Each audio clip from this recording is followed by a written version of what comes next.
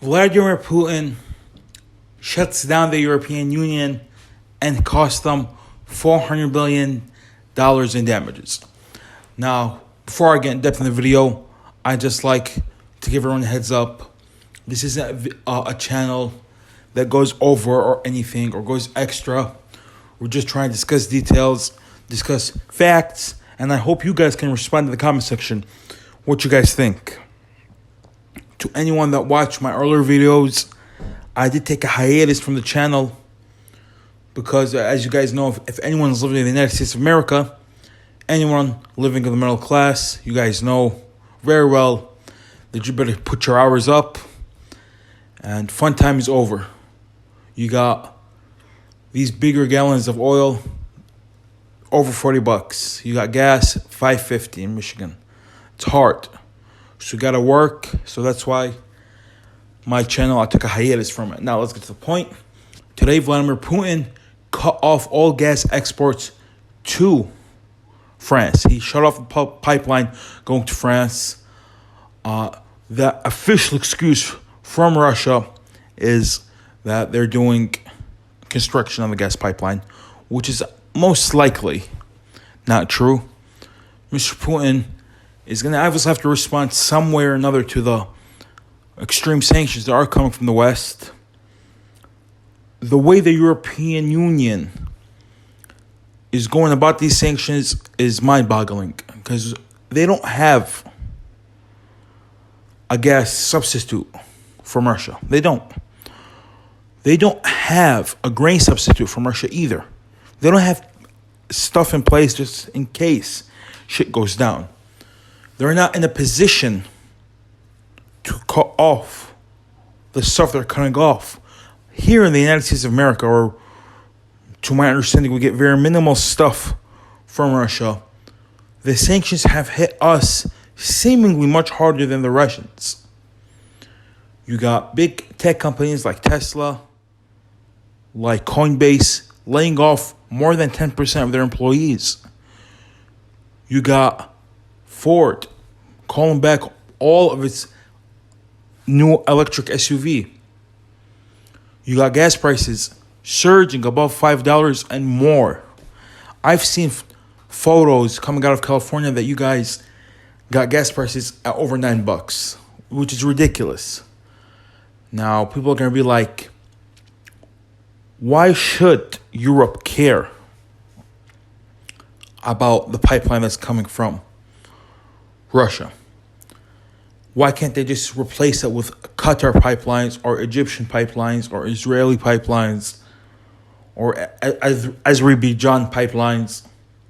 I'm going to tell you why. Gas, it's not quick like oil. You can just, you know what, screw it. I don't want to buy oil from Russia. I want to buy oil from Iraq or Iran or Venezuela. It's not that simple. Gas, you need a pipeline first. And these pipelines take years and years to finish. I was reading an estimate that the Qatari pipeline that's supposed to go into Europe would take until 2025 at the earliest to finish. So that shows you there's no actual substitute for Russian gas at the moment. Now, the other day, the American president, Mr. Joe Biden, told companies that he's going to let them buy Russian fertilizers without them being affected from sanctions. So, I don't know what to say. And there's another report coming out that we are getting Russian oil from India. It's going through their refineries and coming to the U.S. at a higher price. So it makes you ask a question. What was the entire point of the sanctions when Mr. Putin and Russia, their currency has been surging, their economy has improved, they're on schedule to have a better GDP than last year, and people inside Russia are not feeling the sanctions? I know people inside of Russia. They're living a very comfortable life. I wouldn't say very comfortable. I would say the standard of living here in the United States is higher, but their life hasn't changed. Nothing has changed. Gas over there is less than $1 for a gallon. It's not like that over here. I think the European Union, them following whatever the United States of America is saying, has hurt them badly. I'm not sure why countries like the European Union, countries that have top 10 GDPs, top 10 militaries, why they are completely on the side of the United States of America and the United Kingdom. It baffles me a bit. Because we all know that not we, but people that know what's going on in Ukraine, and I'm pretty sure the presidents or the prime ministers of Europe know what's going on in the Ukrainian-Russian conflict. No, it's not a black and white conflict like the American media and the Western media is trying to point out. There are two sides to every story. There were actual truths to Russian claims. Obviously, this does not allow them to invade another sovereign country. But the way the West treated Russia before probably gave it the idea that it could get away with this. Because when it destroyed Georgia and split it up to 3 countries back in 2008, nothing happened. When they took Crimea in 2014, nothing happened. When the United States of America went in and invaded Iraq, put out Mr. Saddam Hussein, killed him, put in a new regime, no one did anything. When the United States of America, with the backing of France and the United Kingdom, when they destroyed Libya, killed Mr. Muammar Gaddafi, no one did anything. So Russia had the idea that it could get away with it, especially as we've seen a 7-year siege by Crown Prince Mohammed bin Salman on Yemen, putting over 4 million people in direct danger of famine. So he probably got the idea that nothing was going to happen, or if there were sanctions, it would be like just sanctions for show. What happened was ridiculous, in my opinion, from Mr. Biden's administration. I believe he went overboard. I believe, and I don't want YouTube or the algorithms to get me for this, but I believe the president knows that his son has dirt on him inside of Ukraine. Now, we've seen several labs that have been linked to the you-know-what being found inside Ukraine. And obviously, the Western media will not cover this. But we got to keep our eyes open.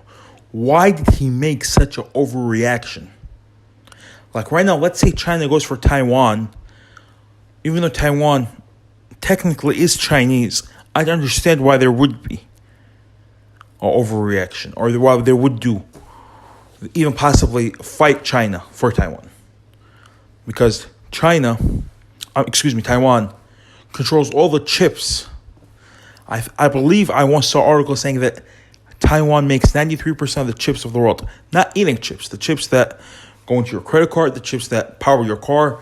I've heard that a regular car, not an electric one, a regular car takes anywhere between 700 to 1,200 chips, or an electric car needs at minimum 2,000.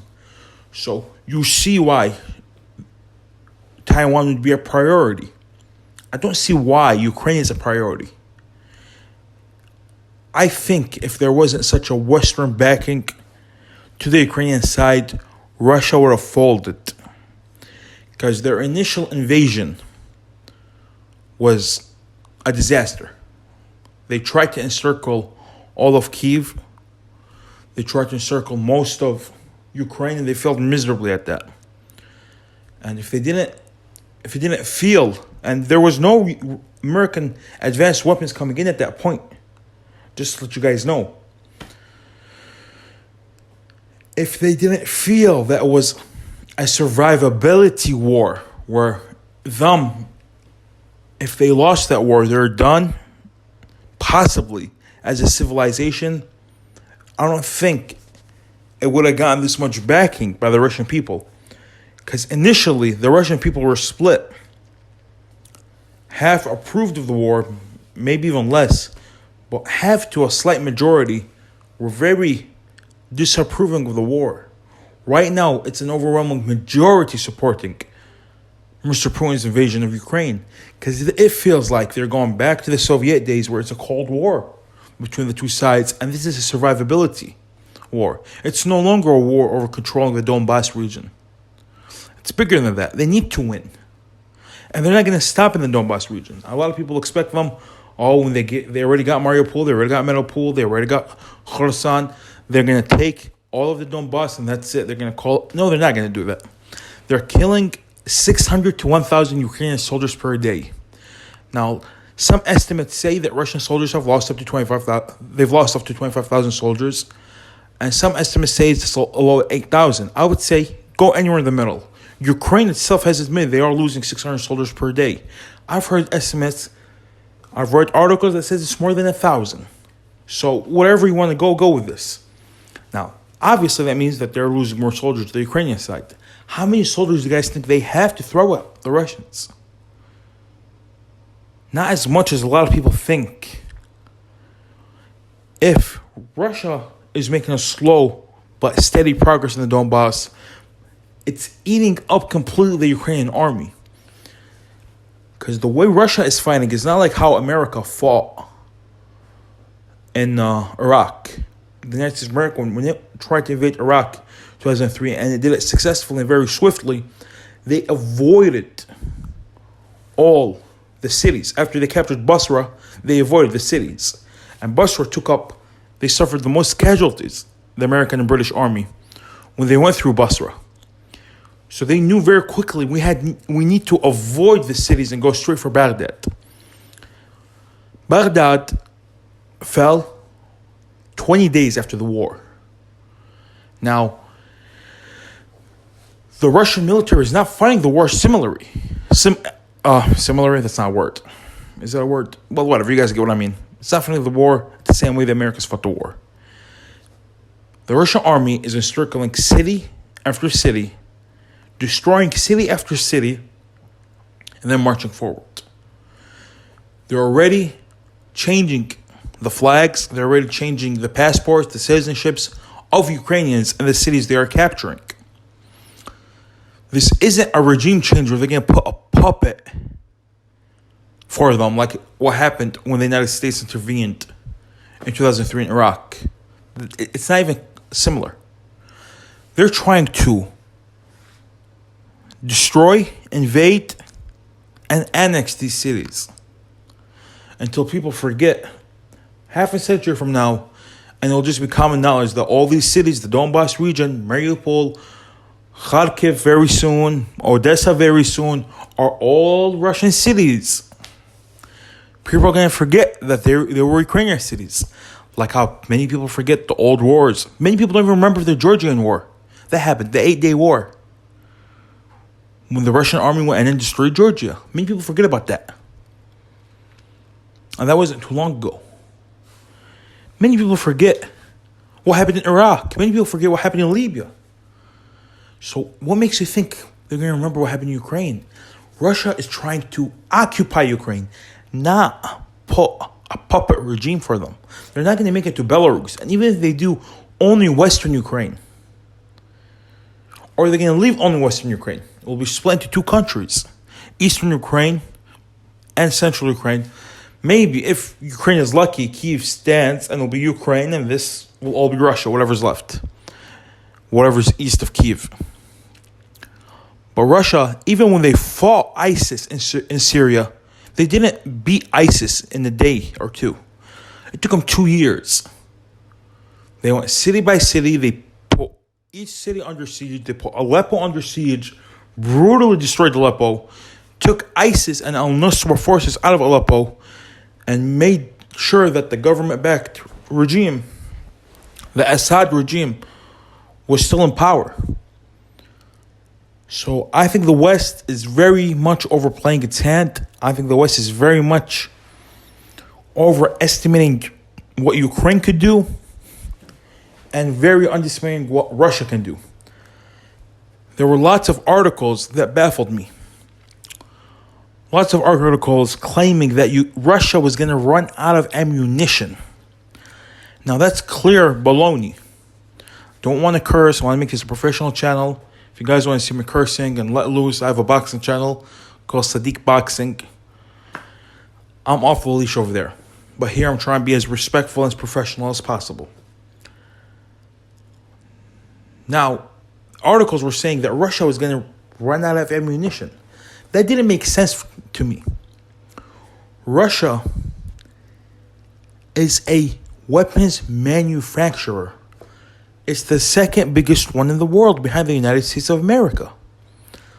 Why did people think that Ukraine would have more weapons than Russia? Ukraine has went through the entire $40 billion that the American army sent it via weapons. Obviously, not all of them were weapons. There was aid, there was this, there was that. Well, let's say they got $12 billion worth of weapons out of that $40 billion.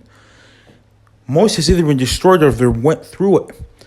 Now, yesterday, Mr. Joe Biden signed another $1 billion worth of military aid to Ukraine. And since the second phase of this invasion, Ukraine has not successfully did one counterattack. It did not successfully defend a single city. Now, Russia is playing a war of attrition, which if they get pushed into a war of attrition, I guarantee Russia will win the war. Don't think about it as Ukraine is Iraq. Iraq, leading up to the war, it had 12 years of harsh, inhumane hunger and famine sanctions. There was no medication going into Iraq. They had zero advanced weapons. The only fighter jet they had was a MiG-22 or a MiG-21. It was very, very poor. They didn't even try to use it against the American army, which had F-15 Silent Eagles, F-16s, and you know the whole thing, the B-2 bombers. It wasn't even going to try it. Now, where Ukraine has the more advanced version, the MiG-29, very similar version to the F-15, it has lots of weapons. And it was being funded and trained for the past 8 years by the American army. The United States of America was giving Ukraine $4 billion of military aid annually during the Trump administration. And now it's obviously being spiked. They've already received $54 billion worth of military aid. They have a military backing rivaling countries like Germany, the United Kingdom, and France. And they're still losing city after city. And it will continue this way. Russia is more than prepared to fight 10 years, a whole decade to control Ukraine. Russia has Chechen fighters, Tatarstan fighters, it has Libyan fighters, it has Syrian fighters they can use, official government fighters. The Syrian army and the Syrian government would collapse without the backing of Russia, because Turkey has been flirting with a military operation similar to the one that Russia did to Ukraine to capture Syria. Now, the only one that's stopping that military operation so far is Mr. Vladimir Putin. He has sent his foreign minister, Mr. Lavrov, several times to Turkey to discuss this matter. They've obviously discussed several stuff, but this matter is one of their top issues.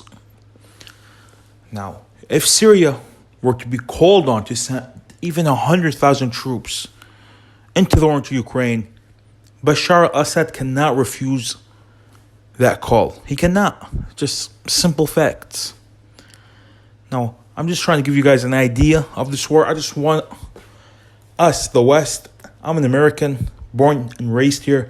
I just want us to worry about us. Fix our roads. Fix our power grids. I don't care about what goes on in Eastern Europe.